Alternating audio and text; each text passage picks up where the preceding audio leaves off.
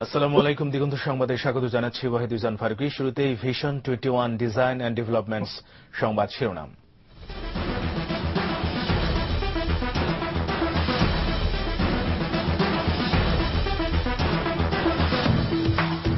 সারা দেশে এসএসসি ও দাখিল পরীক্ষা শুরু হচ্ছে আজ। অংশ নিচ্ছে 13,15,000 পরীক্ষার্থী। আরিয়ল বিল রক্ষায় সংঘর্ষে পুলিশের এসআই নিহত হওয়ার ঘটনায় 3টি মামলা দায়ের। দৃষ্টান্তমূলক ব্যবস্থা নেওয়ার ঘোষণা স্বরাষ্ট্রমন্ত্রীর। শক্তি প্রয়োগ করে বিমানবন্দর স্থাপনের চেষ্টা চলছে, খন্দকার দেলোয়ারের মন্তব্য। বিএনপিকে দায়ী করল আওয়ামী লীগ। এবং বাংলা একাডেমিতে আজ শুরু হচ্ছে অমর একুশে বইমেলা। উদ্বোধন করবেন প্রধানমন্ত্রী শেখ হাসিনা।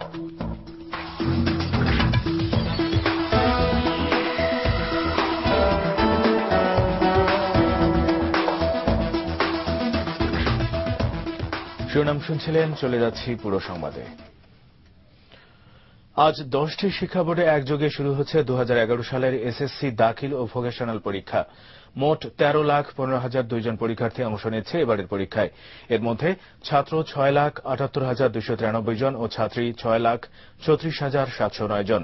এবার সবচেয়ে বেশি পরীক্ষার্থী ঢাকার শিক্ষা বোর্ডে। এ বোর্ডের 262টি কেন্দ্রে 3,08,098 জন পরীক্ষা দিচ্ছে। আজ অনুষ্ঠিত হচ্ছে বাংলা পরীক্ষা। সুষ্ঠু পরীক্ষার জন্য সব ধরনের ব্যবস্থা নিয়েছে সরকার।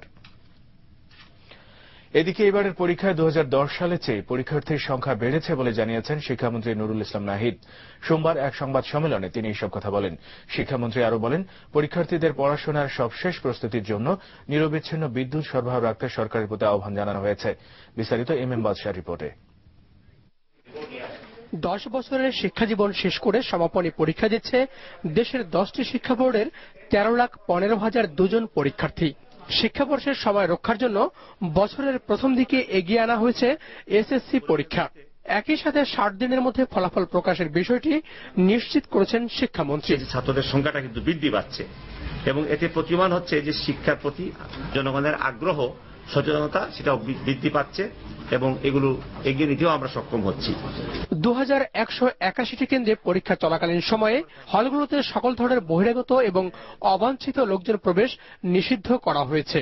প্রায় নকল মুক্ত হয়ে গেছে পরীক্ষাগুলো এবং কোনো জায়গাতেই আপনারা লক্ষ্য করে থাকবেন যে পরীক্ষাগুলোতে নকলের বিরুদ্ধে যে কঠোর অবস্থান আমরা নিয়েছিলাম তার ফলে এখন প্রায় নকল করে কেউ পরীক্ষা দিতে পারেন না। পরীক্ষার্থীদের পড়াশোনার সবশেষ প্রস্তুতির জন্য নিরবিচ্ছিন্ন বিদ্যুৎ সরবরাহ রাখতে সরকারের প্রতি আহ্বান জানিয়েছেন শিক্ষামন্ত্রী নুরুল ইসলাম নাহিদ।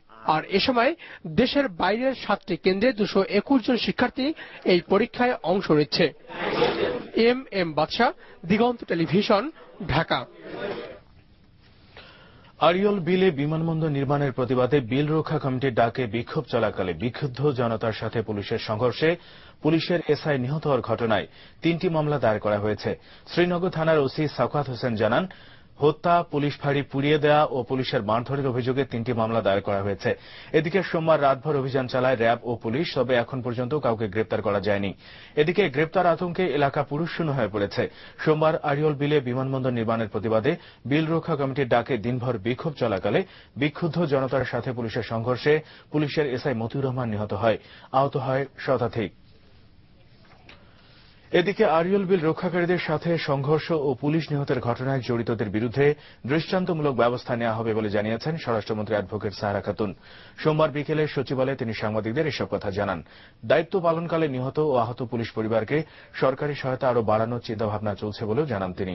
এর আগে নরসিংদীতে সাম্প্রতিক দুর্ঘটনায় মারা যাওয়া 10 পুলিশ সদস্যের প্রত্যেকের পরিবারকে এক্সিম ব্যাংকের সহায়তায় 2 লাখ টাকার চেক তুলে দেন স্বরাষ্ট্রমন্ত্রী।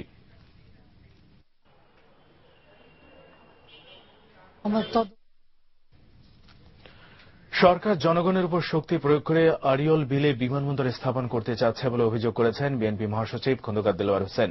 তিনি বলেন, জনগণের স্বার্থ রক্ষা না করে জোর করে সরকারি সিদ্ধান্ত জনগণের উপর চাপিয়ে দেওয়ার চেষ্টা চলছে। আরিয়ল বিলের এই অপ্রীতিকর ঘটনার দায় সরকারকে নিতে হবে বলে জানান খন্দকার দেলোয়ার। সোমবার দলের কেন্দ্রীয় কার্যালয়ে এক প্রেস ব্রিফিংয়ে তিনি এসব কথা বলেন। উপনির্বাচনের সময় বিএনপি এজেন্টদের কেন্দ্র থেকে বের করে দেওয়া হয়েছে বলে অভিযোগ করে এর প্রতিবাদে 2রা ফেব্রুয়ারি মুক্তাঙ্গনে বিক্ষোভ সমাবেশের ডাক দিয়েছে বিএনপি।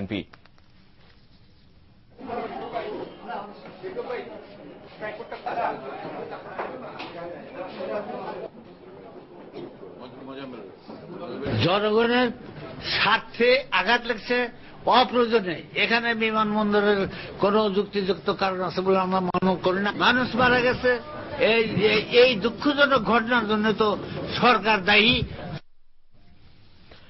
এদিকে আরিয়ল বিল নিয়ে সংঘর্ষের জন্য বিএনপিকে দায়ী করেছে আওয়ামী লীগ। দলের নেতারা এক সাংবাদিক সম্মেলনে অভিযোগ করেছেন, জনগণের আবেগকে ব্যবহার করে বেগম খালেদা জিয়ার নির্দেশে পরিকল্পিতভাবে আরিয়ল বিল নিয়ে সংঘর্ষের জন্ম দেওয়া হয়েছে।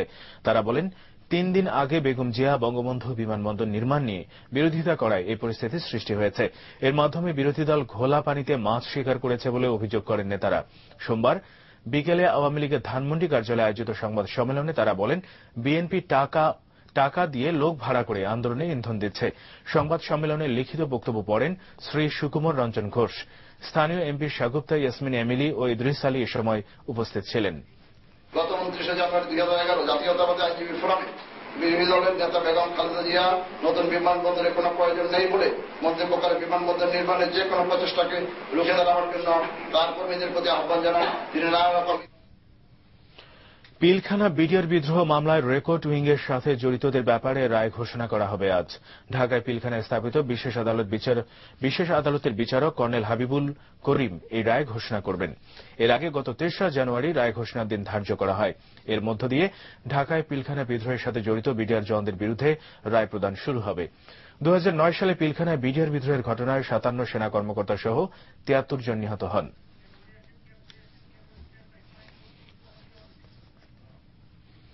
এবারে মহান ভাষা আন্দোলন নিয়ে আমাদের নিয়মিত আয়োজন আমরি বাংলা ভাষা। মোদের গৌরব মোদের আশা আমরি বাংলা ভাষা, মোদের গৌরব মোদের আশা আমরি বাংলা ভাষা।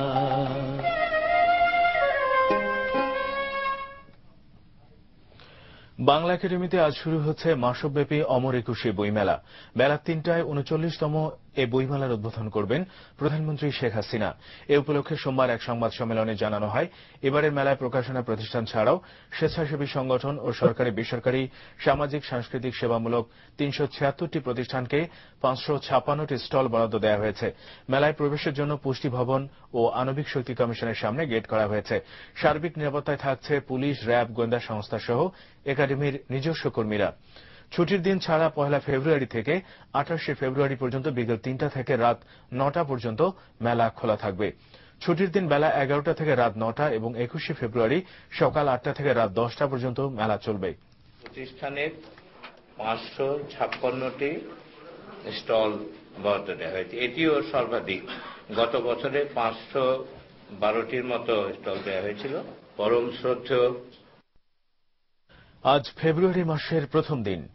ভাষার কথা বলার জন্য 1947 সাল থেকে যে সংগ্রাম শুরু হয় তা বিভিন্ন চড়াই উতরাই পেরিয়ে চূড়ান্ত রূপ লাভ করে 1952 সালের 21 ফেব্রুয়ারি।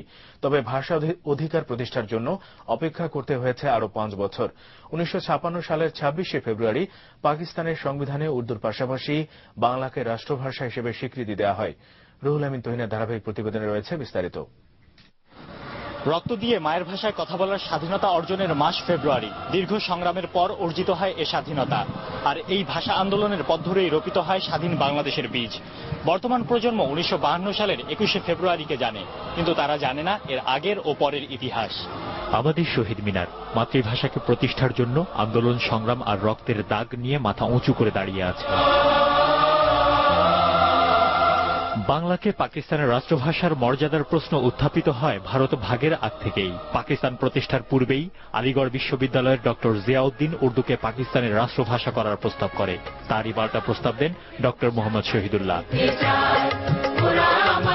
রাষ্ট্রভাষা বাংলা চাই এ দাবিতে তমুদ্দুন মজলিস প্রকাশ করে পাকিস্তানের রাষ্ট্রভাষা বাংলা না উর্দু নামের বই। এখানেও বাংলাকে রাষ্ট্রভাষা হিসেবে ঘোষণার দাবি করা হয়। অন্য সব আন্দোলনের মতো ভাষা আন্দোলনেরও সূতিকাগার ঢাকা বিশ্ববিদ্যালয়। 1948 সালে বিশ্ববিদ্যালয়ের ছাত্ররা রাজনীতির শীর্ষ নেতাদের সমন্বয়ে গঠন করে স্টুডেন্টস অ্যাকশন কমিটি। এর পাশাপাশি অধ্যাপক নুরুল হক ভুইয়ার নেতৃত্বে রাষ্ট্রভাষা সংগ্রাম পরিষদ, শেখ মুজিবুর রহমানের নেতৃত্বে পূর্ব পাকিস্তান স্টুডেন্টস লীগ গঠিত হয়। এবছরই কার্জন হলে অনুষ্ঠিত অনুষ্ঠিত সমাবর্তনে মোহাম্মদ আলী জিন্নাহ এক ভাষণে বাংলাকে রাষ্ট্রভাষা হিসেবে প্রতিষ্ঠার দাবি নাকচ করে দেন। এই বক্তব্যে কার্জন হলে তীব্র প্রতিবাদ জানানো হয়।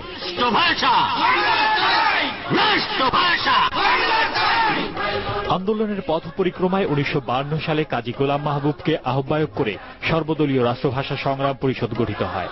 এ পরিষদ 21শে ফেব্রুয়ারি সমগ্র পূর্ব পাকিস্তানে সাধারণ ধর্মঘট আহ্বান করে। 21শে ফেব্রুয়ারি মেডিকেল কলেজের গেটের পাশে ছাত্রছাত্রীরা জড়ো হতে শুরু করে। সকাল 11টায় শুরু হয় সমাবেশ। অতঃপর 144 ধারা ভঙ্গ এবং পুলিশের লাঠিচার্জ ও গুলিবর্ষণ। শহীদ হন আবুল বরকত, রফিক উদ্দিন, আব্দুল জব্বার, আব্দুল সালাম এবং ওহিউল্লাহ নামের 9 বছরের এক শিশু সহ আরও অনেকে। 1947-এর সেপ্টেম্বরে তমুদ্দুন মজলিস মায়ের ভাষায় কথা বলার যে আন্দোলন শুরু করে তার সাফল্য অর্জিত হয় 1956 সালের 3 মার্চ।